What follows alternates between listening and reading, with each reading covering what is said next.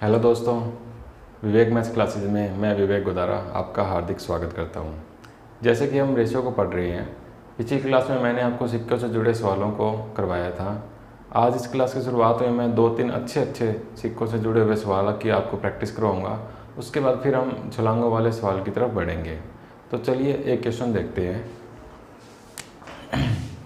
यह कह रहा है कि एक बैग में 1 रुपये 50 पैसे 25 पैसे के कुल 97 सिक्के हैं। सिक्कों की संख्या दे दी। बैग में कुल 47.50 रुपये है, हमें कुल रुपए दे दिए। तो बैग में 1 रुपये के सिक्कों की संख्या बताइए। 1 रुपये के सिक्कों की संख्या बताइए यदि 25 पैसों के सिक्कों की संख्या 1 रुपये के सिक्कों की संख्या से 7/6 अधिक हो। तो देखिए, इस सवाल को करने के लिए हम क्या करेंगे, 1 रुपये 50 पैसे और 25 पैसे, ये 3 चीज़ें हमें दे रखी है। हमें सिक्कों की संख्या दे रखी है कुल 97 सिक्के हैं। वह हमें क्या दे रखा है, कुल मूल्य है 47.50 कुल हमारे पास क्या है, रुपए। और हमें क्या चीज़ दे रखी है, हमें दे रखा है कि 1 रुपये के सिक्कों 25 पैसों के सिक्कों की संख्या 1 रुपये के सिक्कों से 7/6 अधिक है। तो ये समझिएगा, मैंने आपको पहले ही बता रखा था कि जब भी हमारे पास ऐसे बटे में आ जाए तो या तो हम बटे वाली वैल्यू मानते हैं या फिर बटे वाले वैल्यू का कोई गुणो जो जैसे 6 के टेबल में आता है 12, 18, 24 ऐसे करके। यदि और कोई संख्या होती तो फिर इन दोनों का एलसीएम लेते, लेकिन इसके अंदर एक ही है, ये 7/6। 7/6 एक ही है, तो मैं ये 6 क्या मान लेता हूँ। ये कह रहा है कि 1 रुपये के सिक्कों से 7/6 अधिक है। तो 1 रुपये के सिक्कों से बोला है, तो मैं 1 रुपये को 6 सिक्के मान लूँगा। यानी 1 रुपये के मैंने मान लिए 6 सिक्के। 1 रुपये के मैंने 6 सिक्के मान लिए। तो ये कह रहा है कि 25 पैसे के इससे 7/6 अधिक है। 6 क्या 7/6 निकालेंगे तो ये 7 ही आएगा। तो 6 + 7 कितना आ जाएगा हमारे पास, 13।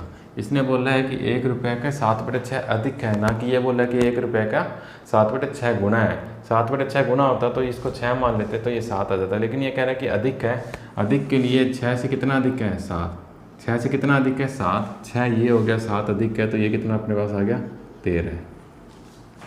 ठीक है, ये इन दोनों का अनुपात आ गया। लेकिन हम तीनों का अनुपात नहीं है, तीनों का 50 पैसों का कुछ दे भी नहीं रखा है। तो अनुपात को हम किसी भी संख्या से गुना करते हैं तो उसकी ओरिजिनल वैल्यू अपने पास आ जाती है। तो माना मैंने इसको x से गुना कर दिया तो ये हो जाएगा 6x और ये हो जाएगा 13x। हमें पता है कि हमें टोटल सिक्के कितने दे रखे हैं, 97। टोटल सिक्के 97 दे रखे हैं। 6x ये है, 13x ये है। तो क्या मैं 97 माइनस इन दोनों का जोड़ करके 97 से घटा दूंगा तो क्या 50 पैसे के सिक्के नहीं आ जाएंगे। ये चीज़ आपको समझ में आ रही है कि 1 रुपये और 25 पैसों का दोनों की तुलना कर रखी थी। तो तुलना को करके हमने ओरिजिनल वैल्यू मान ली x से गुना करके। किसी भी अनुपात में किसी भी संख्या से गुना करते हैं तो उसकी ओरिजिनल वैल्यू अपने पास आ जाती है। तो हमने माना x से इसको भी गुना कर दिया, इसको भी गुना कर दिया। 3 ही सिक्के हैं, 3 टाइप के सिक्के हैं बैग के अंदर। उन तीनों का टोटल 97 है, जिसमें से हमें 1 रुपये का सिक्के पता चल गया 6x है, 25 पैसे के सिक्के पता चल गए 13x है। इन दोनों को जोड़ के मैं 97 से घटा दूंगा तो 50 पैसे के सिक्के आ जाएंगे। ये इनके सिक्कों की संख्या आ गई। अब हम मानते हैं कि 1 रुपये के 6x सिक्के हैं। 1 रुपये के 6x सिक्के हैं, तो हमारे पास क्या ये 6x रुपये नहीं आ जाएंगे। 1 रुपये के अगर पास अपने 6 सिक्के होते तो हमारे पास 6 रुपये होते। ऐसे ही 1 रुपये के 6x सिक्के हैं तो क्या हमारे पास 6x रुपये नहीं आ गए। लेकिन हम रुपये में ना करके सभी को किस में बदलते हैं, पैसों में। मैंने आपको बताया था कि इकाई एक ही होनी चाहिए। तो ये पैसे, ये रुपये, पैसे। तो रुपयों को पैसों में बदलना आसान होता है। तो ये 6x रुपये को मैं क्या 600 पैसे लिख सकता हूँ, 600x पैसे लिख सकता हूँ ईजिली। ऐसे ही ये पैसे हैं, तो पैसों का पैसा 50 पैसे कोई इतने सिक्के हैं तो इसके कितने रुपए आ जाएंगे, तो 97 माइनस 19x को अगर मैं 50 से गुणा कर दूंगा तो ये इतने पैसे हो जाएंगे। ऐसे ही 25 पैसे के 13x सिक्के हैं तो कितने पैसे हो गए, 25 को इससे गुणा करूँगा, x का x आ गया, 25 दिए 75, 7 आ गया, 25 से कम 25, ये अपने पास आ गया 325x। ऐसे ही ये रुपए हैं 47.50 रुपये हैं। 1 रुपये में 100 रुपये से होते हैं, तो इसको अगर मैं 100 से गुणा कर दूंगा तो ये आ जाएगा 4750 पैसे।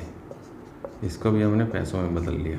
ठीक है, तो अब हमें पता है कि हमसे पूछा है कि 1x के सिक्कों की संख्या ज्ञात की, 1 रुपये के सिक्कों की संख्या ज्ञात कीजिए। 1 रुपये के सिक्कों की संख्या 6x है। अगर हमें x की वैल्यू पता चल जाए तो इसका उत्तर आ जाएगा। x की वैल्यू कैसे पता चलेगी, हमें पता है कि इतने पैसे हो गए, ये इतने पैसे हो गए, इन तीनों पैसों का जोड़ 4750 हमें दे रखा है, क्योंकि बैग में टोटल रुपये तो 4750 पैसे ही हैं। तो इन तीनों को जोड़ेंगे और इसके बराबर रखेंगे, तो 600x और 325x कितने हो गए, 925x प्लस 50 को इससे गुना करेंगे, 1 0 1 0 आ गया, 5 7 है 35, 5 आ गया 3, 5 7 45, 4850 माइनस 50 को इससे भी गुणा करेंगे, 50 को इससे गुणा करेंगे तो x का x आ गया,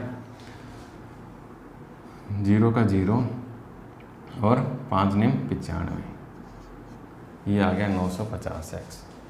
और हम इसको बराबर किसके लिख देंगे, 4750 के, यानी 4750। अब इसको सॉल्व करेंगे, 4850 उधर जाएगा, 4850 उधर जाएगा, तो 4850 उधर जाके माइनस का हो जाएगा, तो यहाँ पे अपने पास कितना आ जाएगा, माइनस का 100, माइनस का 4850 और 4750, माइनस का 4850 और 4750। इसको जब सोल्व करेंगे तो माइनस का 100 ही आएगा। ठीक है, इसको जब इसमें से घटाएंगे तो ये माइनस का 950x है, ये प्लस का 925x है, तो ये अपने पास कितना आ जाएगा, बराबर माइनस का 25x। माइनस से माइनस कैंसिल हो जाएगा, 25 से ये 4 पे गया, तो हमारे पास x की वैल्यू कितनी आ गई, 4। हमें पता है हमारे पास x की वैल्यू कितनी आ गई, 4। x की वैल्यू 4 आ गई, हमसे पूछा क्या गया है, 6x। तो फिर x की जगह 4 रख देंगे, तो 1 रुपये के सिक्कों की संख्या हमारे पास कितनी आ जाएगी, 24। तो 1 रुपये के सिक्कों की संख्या कितनी है हमारे पास, 24। ऐसी किसी मर्जी सिक्कों की संख्या पूछता कि 25 पैसों के सिक्कों की संख्या बताइए, तो 25 पैसों के सिक्कों की संख्या कितनी आ जाती है हमारे पास, 13 से इंटू 4 गुणा करते हैं तो 52। ऐसे कितने भी सिक्के पूछ लेते हैं, हम निकाल लेते हैं। जब हमें कोई भी ट्रिक नहीं लगती हो तो हमें बेसिक मेथड से ही करना पड़ता है, उसका कोई सोल्यूशन नहीं है। अगर सीधा अनुपात दे देते तो जैसे मैंने आपको पिछला क्वेश्चन करवाए थे, उस क्वेश्चन से सवाल हो जाते हैं। ये थोड़ा अच्छा सवाल आ जाता है, अगला सवाल इससे भी और ज़्यादा अच्छा आता है, उसका एक कंसेप्ट मैं आपको समझा देता हूँ, फिर उस टाइप के सवाल भी हमें बहुत ईजी से हो जाएंगे। तो चलिए अगले क्वेश्चन की तरफ बढ़ते हैं। तो अगला क्वेश्चन देखिए, ये क्वेश्चन काफ़ी अच्छा है, आप पढ़ के देखिए। 1 रुपये, 2 रुपये और 5 रुपये के कुछ सिक्के हैं, उनकी कुल संख्या 300 है। सिक्कों की कुल संख्या दे दी। यदि कुल मूल्य 960 रुपये है, मूल्य भी टोटल दे दिया। यदि 1 रुपये व 2 रुपये के सिक्कों को आपस में बदल दिया जाए तो कुल मूल्य में 40% की कमी, 40 रुपये की कमी हो जाती है, 40 रुपये की कमी हो जाती है। तो 5 रुपये के सिक्कों का ज्ञात कीजिए। मैं आपको ये लाइन सिखाता हूँ, ये वाली लाइन का आप मतलब समझिएगा। इतनी ये वाली लाइन का क्या मतलब है, यदि 1 रुपये 2 रुपये के सिक्कों को आपस में बदल दिया जाए तो कुल मूल्य में 40 रुपये की कमी हो जाती है। देखिए समझिए कि हमारे पास मान लो 1 रुपये के और 2 रुपये के सिक्के हैं। ठीक है, 1 रुपये के सिक्के हैं अपने पास 10 और 2 रुपये के सिक्के हैं अपने पास 15। ठीक है, 1 रुपये के अपने पास 10 सिक्के हैं तो ये कितने रुपये हो जाएंगे, 10। 2 रुपये के अपने पास 15 सिक्के हैं तो ये कितने रुपये अपने पास हो जाएंगे, 30। तो हमारे पास टोटल रुपये कितने आ गए, 40। ठीक है, ये चीज़ आपको समझ में आ गई। अब देखिए, यदि मैं 1 रुपये के सिक्के अपने पास 15 हो गए, 2 रुपये के सिक्के अपने पास 10 हो गए, तो आप देखिए 1 रुपये के सिक्के 15 हो गए तो ये कितनी वैल्यू हो गई अपने पास, 15। 2 रुपये के सिक्के 10 हो गए तो ये कितनी वैल्यू हो गई अपने पास, 20। अब टोटल कितना आ गया अपने पास, 35। ठीक है, समझ में आ रहा है। ये चीज़ देखिए कि 1 रुपये के 10 तो 10, ये इसके 15 सिक्के तो 30, ये 40 और ये 15। अब मैं अगर इसको यूँ बोलूँ कि कि 1 रुपये के और 2 रुपये के सिक्कों की संख्या यदि आपस में बदल दी जाए, देखो बदल दी ना, यहाँ पे 2 रुपये के 15 थे, यहाँ मैंने 1 के 15 कर दिए, यहाँ 1 रुपये के 10 थे, यहाँ मैंने 2 के 10 कर दिए। अब मैं ये कह रहा हूँ कि 1 रुपये और 2 रुपये के सिक्कों की संख्या आपस में बदल दी जाए तो उनमें कमी कितने की हो जाती है? 5 रुपये की कमी हो जाती है। ये देखिए कमी कितनी होगी? 5 रुपये की कमी होगी। तो अगर इन दोनों में 5 रुपये की कमी होगी तो इन दोनों के सिक्कों का अंतर कितना है? 5 का। ये देखिए इन दोनों के सिक्कों का अंतर कितना है? 5 का। 5 रुपये की कमी हो जाती है यदि दोनों को परस्पर बदल देते हैं तो रुपयों में भी 5 का अंतर आया है और सिक्कों में भी 5 का अंतर आया है। ये रुपयों और सिक्कों का 5 का अंतर बराबर इसलिए आया है क्योंकि देखिएगा चीज़ कि 1 रुपये और 2 रुपये के सिक्कों का अंतर 1 है। 1 रुपये और 2 रुपये को सिक्कों का अंतर 1 रुपया है। इसकी वजह से जितनी रुपयों में कमी हो रही है वही उनकी सिक्कों की संख्या में कमी होगी। लेकिन अगर 2 रुपये और 5 रुपये ले लेंगे तो ऐसा नहीं होगा। तो वो क्या आ जाएगा? इनका अंतर कितना आ जाएगा? 3। इनका अंतर 3 आ जाएगा। तो जो रुपयों की कमी होगी उसमें 3 का भाग देंगे तब अपने पास सिक्कों की संख्या में कमी होगी। मैं आपको 2 और 5 का भी लेके बता देता हूँ ताकि आपको और अच्छे से समझ में आ जाए। मैं मान लेता हूँ कि मेरे पास 2 रुपये के सिक्के हैं और 5 रुपये के सिक्के हैं। ये 2 रुपये के सिक्के मेरे पास है 10, 5 रुपये के सिक्के मेरे पास कितने हैं? 15।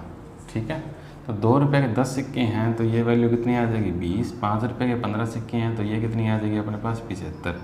तो ये टोटल मेरे पास कितनी आ गई? 95। ठीक है, मैं इनकी संख्या बदल देता हूँ।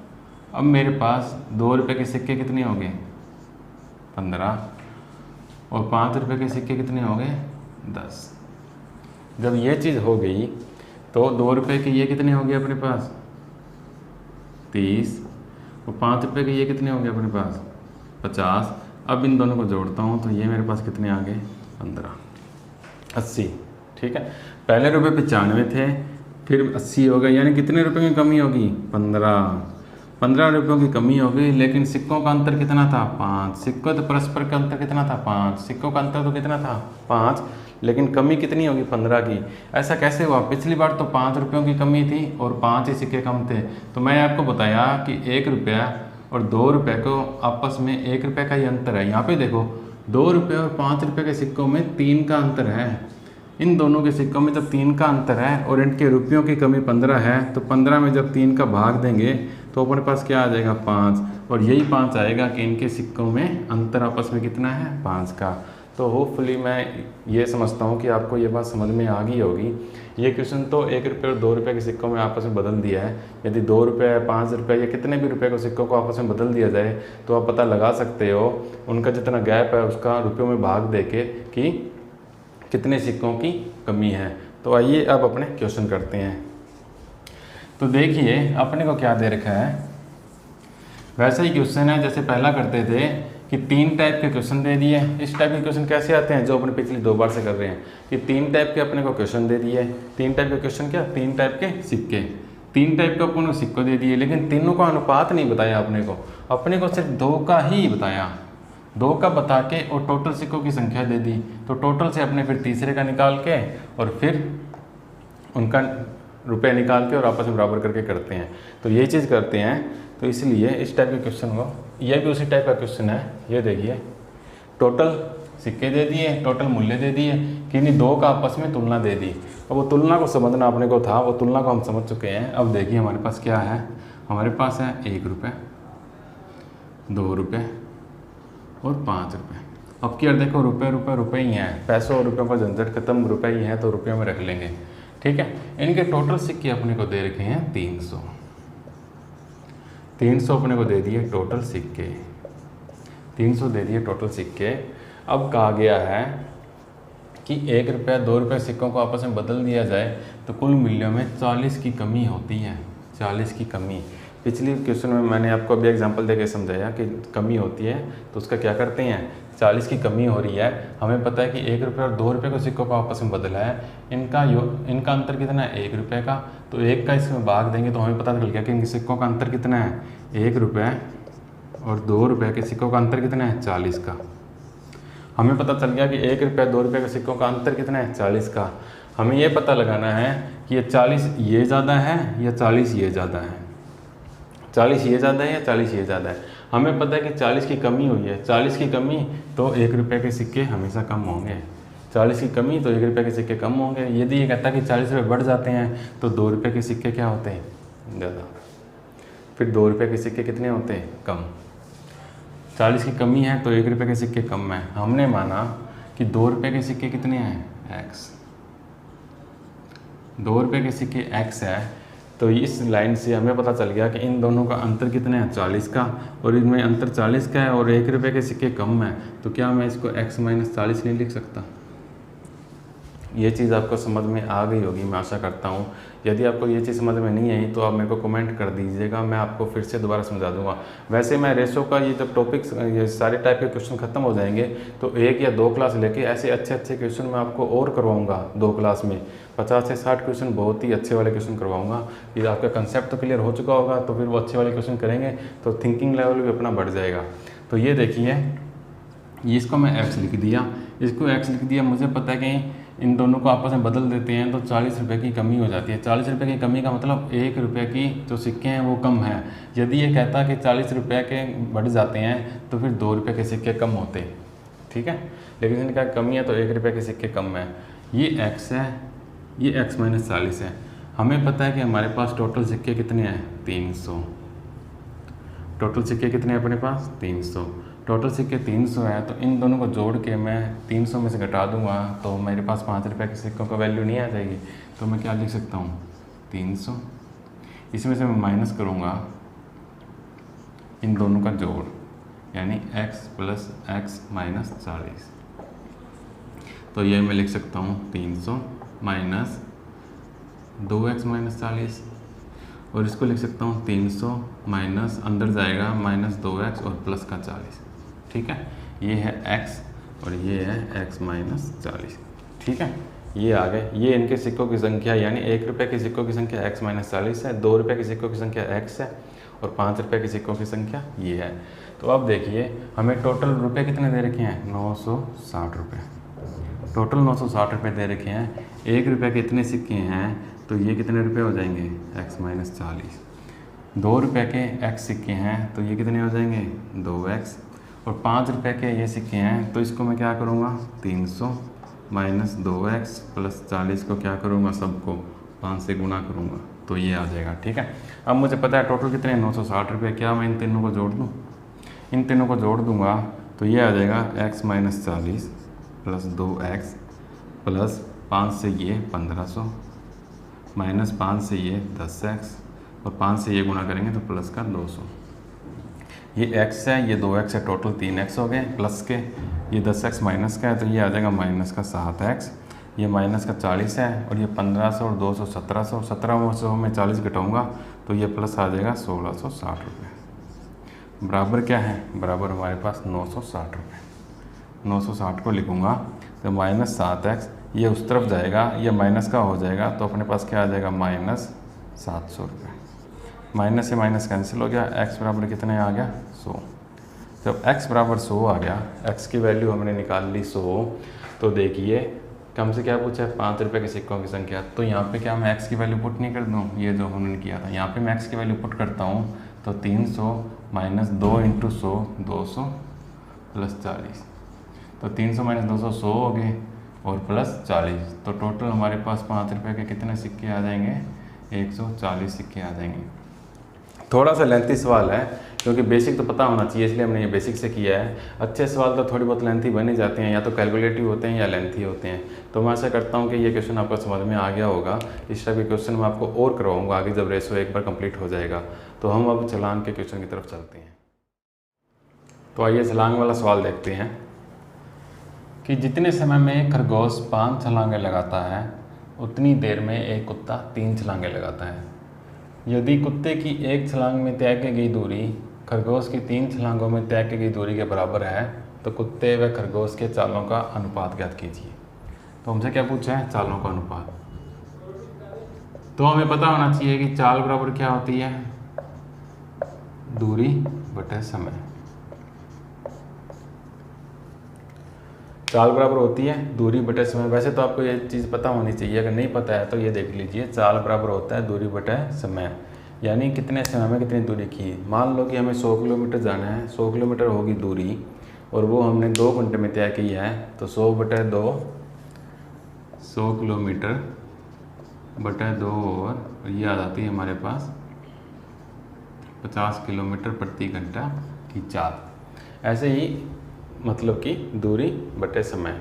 तो हमें यहाँ पे क्या दे रखा है, यहाँ पे देखो दूरी मतलब दूरी का अनुपात भी दे रखा है। एक खरगोश 5 छलांगे लगाता है उतनी देर में दूसरी छलांग लगाता है। कुत्ते की एक छलांग में तय की गई दूरी खरगोश की 3 छलांगों में दूरी दे दी। और ऊपर देखो समय, जितने समय में एक खरगोश 5 छलांग लगाता है तो समय भी दे रखा है। ये दोनों चीज़ें हमको दे रखी है, ये दोनों चीज़ें दे रखी है, तो हम इसके चाल निकाल सकते हैं इजीली। तो एक बात आप नोट देखिएगा, पहले अपने क्या करते हैं, दूरी लेते हैं। पहले हम क्या कर लेते हैं, दूरी ले लेते हैं। पहले हम दूरी ले लेते हैं।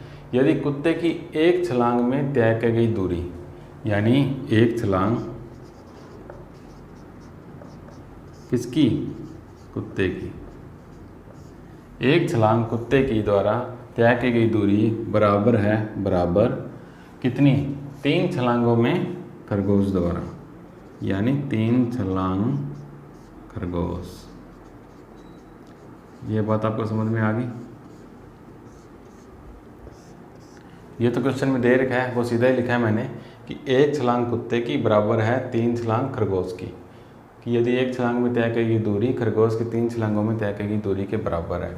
तो देखिए मैंने आपको बताया हुआ था कि ऐसे हमारे पास होता है, मान लो कि 2a बराबर 3b है, तो इसको अपने क्या लिखेंगे, a/3 बराबर b/2 कर देंगे। 2 को इसके नीचे ले आएंगे, 3 को इसके नीचे, ये इनका अनुपात होगा, यानी a/b क्या होगा, बराबर 3:2।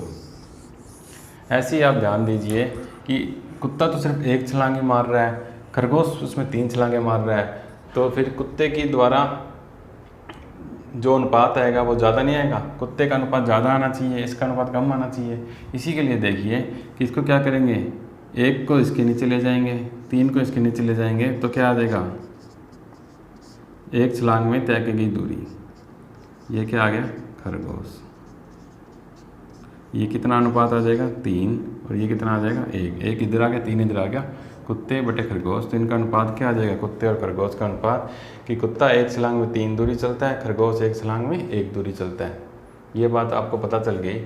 कुत्ता एक छलांग में 3 दूरी चलता है, इसने कहा कि जितने समय में, समय की बात आ गई, तो जितने समय में एक खरगोश 5 छलांगे लगाता है, एक छलांग में कुत्ता 3 छलांग लगाता है, मतलब 3 दूरी तय करता है, और खरगोश एक छलांग में 1 दूरी तय करता है। तो जितने समय में एक खरगोश 5 छलांगे लगाता है, यानी समय में ये कितनी छलांगे लगाता है, 5। मान लो कोई समय मान लिया, दिए हुए समय में ये 5 छलांगे लगाता है, तो इसने टोटल कितनी दूरी तय कर दी, 5 की। टोटल दूरी 5 की तय कर दी, क्योंकि एक छलांग में 1 की दूरी तय करेगा, तो एक समय में वो 5 छलांगे लगाता है, तो कितनी दूरी तय कर दी, 5 की। ऐसे ही उतनी ही देर में एक कुत्ता 3 छलांगे लगा लेता है। जितनी देर में 5 छलांगे लगाता है, उतनी देर में कुत्ता कितनी छलांगे लगाता है, 3 छलांगे। तो एक छलांग में 3 दूरी तय करता है, तो 3 छलांगों में कितनी दूरी तय करेगा, 9। अब समय बराबर हो गया, समय एक ही है, समय एक ही है दोनों में, तो चाल क्या हो जाएगी, सीधी दूरी के हिसाब से हो जाएगी। तो दूरी इनकी क्या आ गई, 9:5, यही इनकी चालों का अनुपात आ जाएगा, 9:5। यानी कि जो चीज़ बराबर दे रखी होती है दूरी में, उसको हम पहले लेंगे। जो चीज़ दूरी में बराबर दे रखी है उसको हम पहले लेंगे, कि एक छलांग कुत्ते की जो दूरी है वो 3 छलांग खरगोश की दूरी के बराबर है। इससे क्या आ जाएगा, कुत्ते और खरगोश की दूरी का अनुपात आ जाएगा। उसको फिर एक समय में जितनी छलांगे मारते हैं उनसे सीधा गुणा कर देंगे, तो उनकी चालों का अनुपात आ जाएगा। मैं आशा करता हूँ कि ये चीज़ आप समझ गए होंगे। दूरी का एक और क्वेश्चन करते हैं, उसके बाद फिर आपको एक अच्छी सी चीज़ समझ में आ जाएगी। चलिए अगला क्वेश्चन देखते हैं कि कुत्ते द्वारा 3 छलांगों में तय की गई दूरी लोमड़ी द्वारा 4 और शेर द्वारा 2 छलांगों में तय की गई दूरी के बराबर है। यदि एक ही समय में कुत्ता, लोमड़ी व शेर द्वारा क्रमशः 5, 4, 3 छलांगे लगा पाते हैं, तो शेर और लोमड़ी कुत्ते की चालों का अनुपात ज्ञात कीजिए। तो देखिए चाल बराबर क्या होता है, समय दूरी बटे समय। ये मैं आपको चाल का बता रहा हूँ कि चाल का क्या होता है। तो पहले दूरी है तो हम दूरी को लेंगे क्योंकि दूरी क्या है, हमें बराबर दे रखी है। और समय क्या बोलता है कि एक ही समय में इतनी छलांगे मारते हैं, आप समझ रहे होंगे। ये फॉर्मूला लगा नहीं रहा हूँ मैं आपको बस एक तरीका बता रहा हूँ सोचने का, समझने का।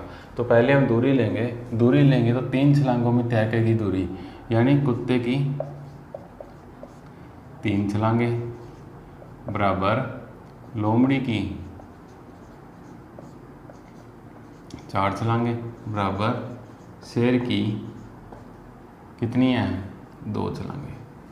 ठीक है, कुत्ते की 3 छलांगे, लोमड़ी की 4 छलांगे और शेर की कितनी छलांगे हैं, 2 छलांगे। तो मैंने आपको बताया कि जब भी ऐसा सवाल आए, जब भी ऐसा बराबर आए, तो उनके बट्टे की वैल्यू ही अनुपात होती है। जो बट्टे की वैल्यू होती है वो ही हम क्या बोलते हैं, अनुपात। यानी हम ABC को क्या बोलेंगे, A/2/3।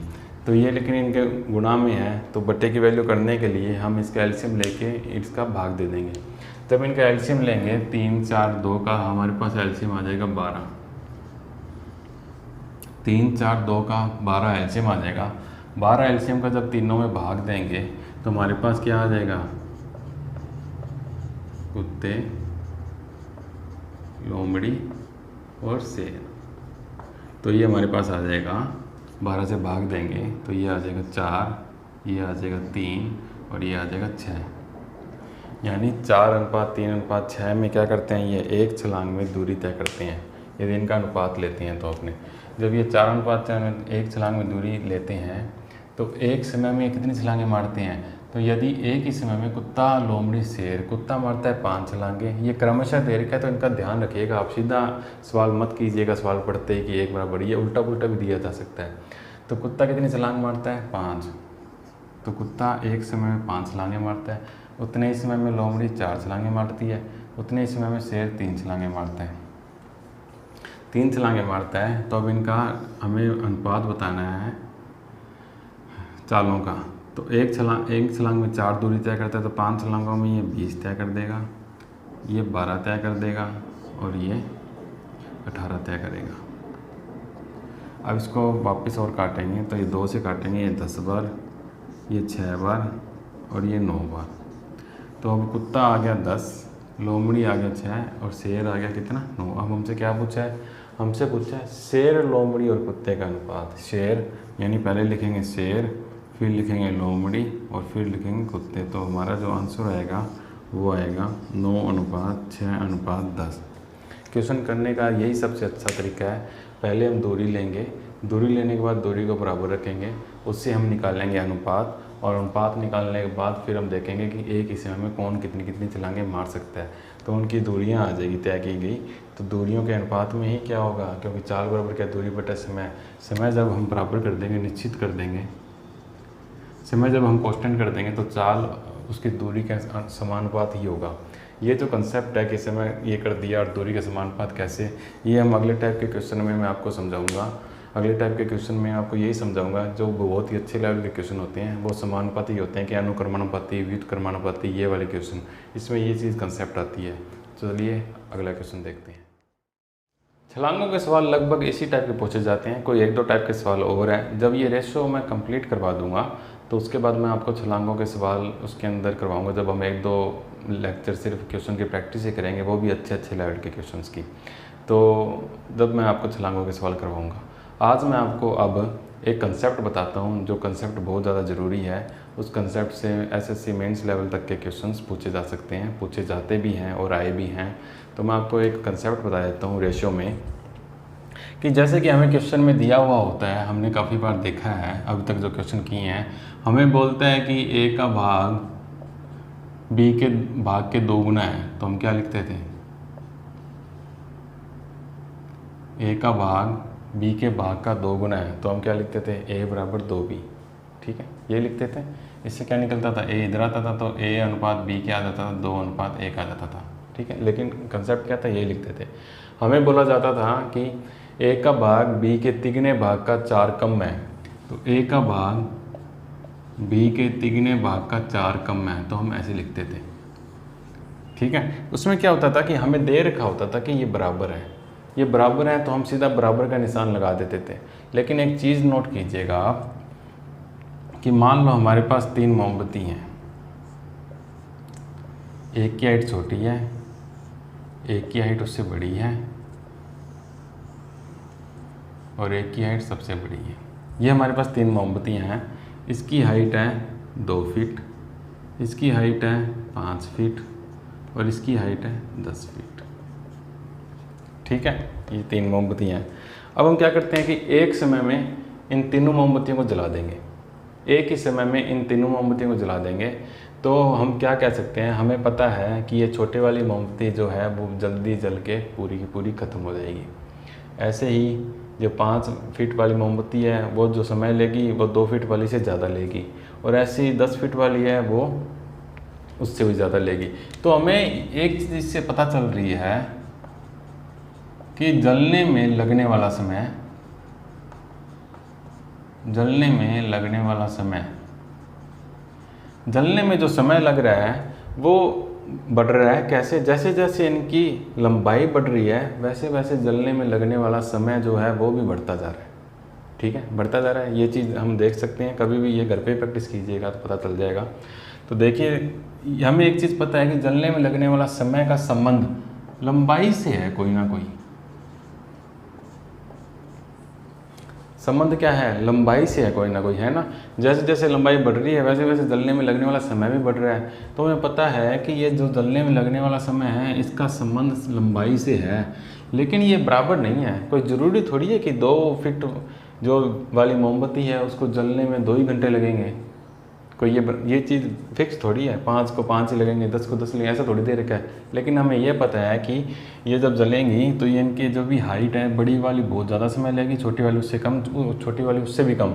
तो हमें इस चीज़ का पता लग गया कि जलने में लगने वाला जो समय है उसका संबंध लंबाई से है कुछ ना कुछ।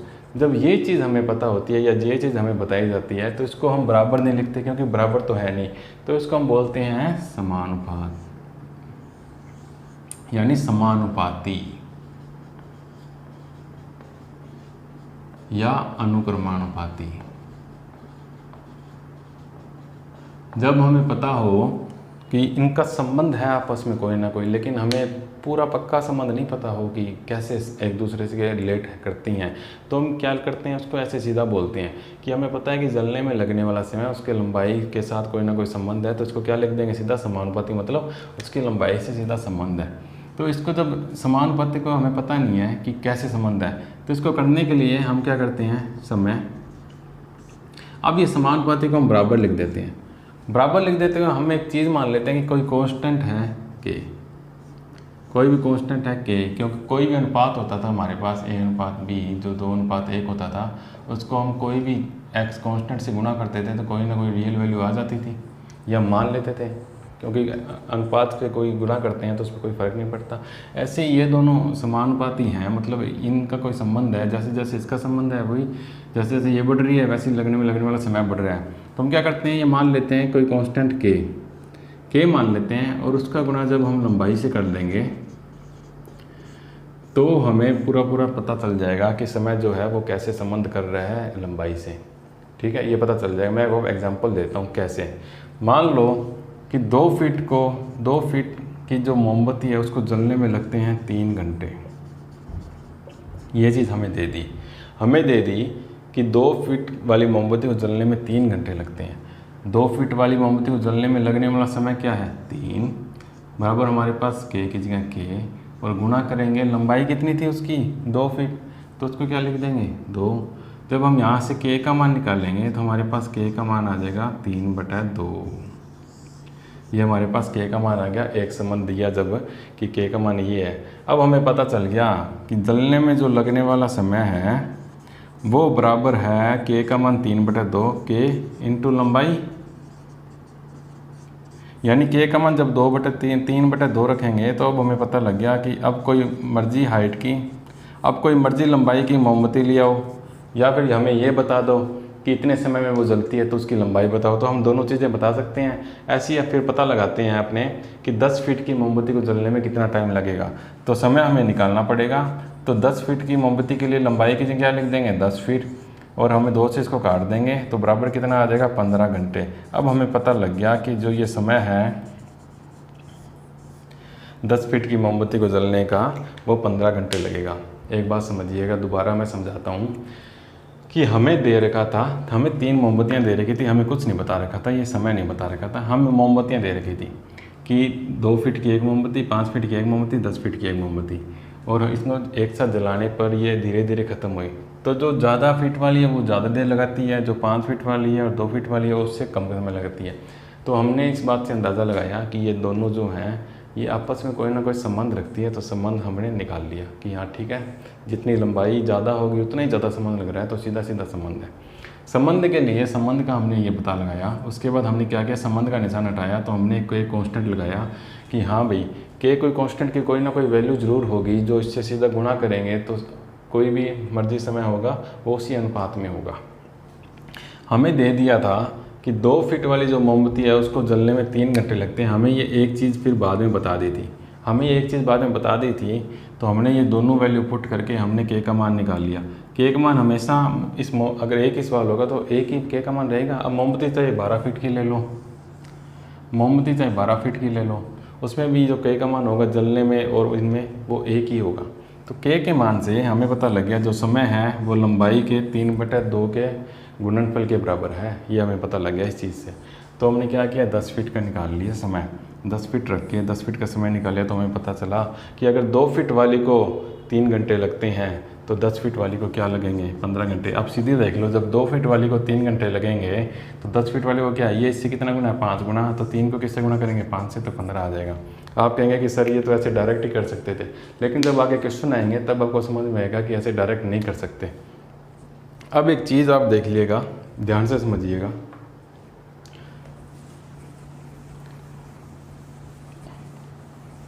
कि हमें पता था कि समय का संबंध है वो लंबाई से है। समय का संबंध क्या है, लंबाई से है। तो समय का संबंध लंबाई से है, तो हमने क्या किया, हमने लिख दिया समय बराबर के गुणा लंबाई, के गुणा लंबाई लिख दिया। अब उसके बाद हमें पता है कि एक मोमबत्ती के लिए हम क्या लिख देते हैं, समय 1 बराबर के गुणा लंबाई 1, क्योंकि एक टाइप की मोमबत्ती होगी, ठीक है। ऐसे ही मान लो इस मोमबत्ती के लिए हम लेते हैं, इस मोमबत्ती में कितना हमें लगेगा समय 2 बराबर वही संबंध के इंटू लंबाई 2। ये इस मोमबत्ती के लिए था, ये इस मोमबत्ती के लिए है। समय तो अलग अलग लगेगा दोनों मोमबत्ती में, और दोनों की लंबाइयाँ भी अलग अलग है, ठीक है।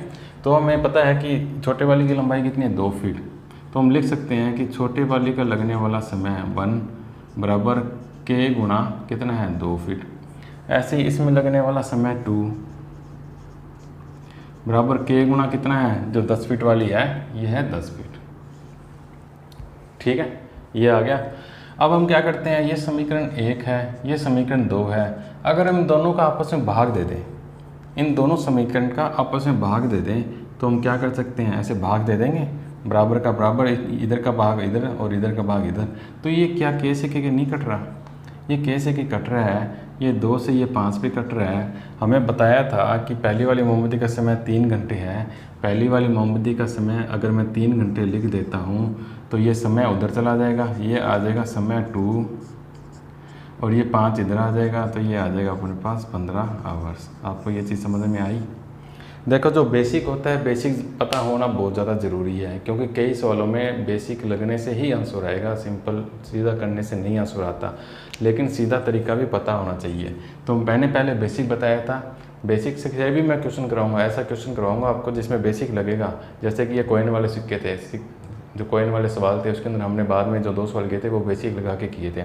ऐसे ही कि ये सीधा तरीका है, जब हमें दे रखा हो क्वेश्चन क्या देगा, क्वेश्चन ऐसा ही देगा कि क्वेश्चन देगा कि मोमबत्ती को जलने वाला समय उसकी लंबाई के समानुपाती है, ये हम संबंध निकाल लेंगे। फिर देगा कि यदि 2 फीट की मोमबत्ती को जलने में 3 घंटे लगते हैं तो बताइए 10 फीट की मोमबत्ती को जलने में कितना समय लगेंगे। ये ऐसे क्वेश्चन आएंगे, और भी आएंगे। मैं आपको बता देता हूँ कि समानुपाती का मतलब तो सीधा सीधा संबंध होता है कि समानुपाती। अनुक्रमानुपाती का मतलब भी सीधा सीधा संबंध अनुक्रमानुपाती। और जब हमें दे दे व्युत्क्रमानुपाती, व्युत्क्रमानुपाती दे दे तो उसका मतलब क्या होता है कि मान लो हमें बोल दे कि समय लंबाई के व्युत्क्रमानुपाती है, तो हम व्युत्क्रमानुपाती को लिखेंगे समय समानुपाती 1/लंबाई। इसका मतलब क्या हो गया कि समय लंबाई के व्युत्क्रमानुपाती है। तो मैं ये सोचता हूँ कि आपको ये चीज़ समझ में आ गई होगी। क्वेश्चन मैं इसके आपको कल करवाऊंगा, मैं काफ़ी क्वेश्चन की प्रैक्टिस आपको कल करवा दूंगा। ये जो कंसेप्ट है इसको एक बार और ढंग से समझिएगा, एक बार और घर पे अपनी प्रैक्टिस कीजिएगा। यदि समझ में नहीं आया तो मेरे को कमेंट में बताइएगा, मैं आपको दोबारा से बता दूंगा। और बाकी इस टाइप के क्वेश्चन हम कल करेंगे। आज की क्लास के लिए बस इतना ही। धन्यवाद।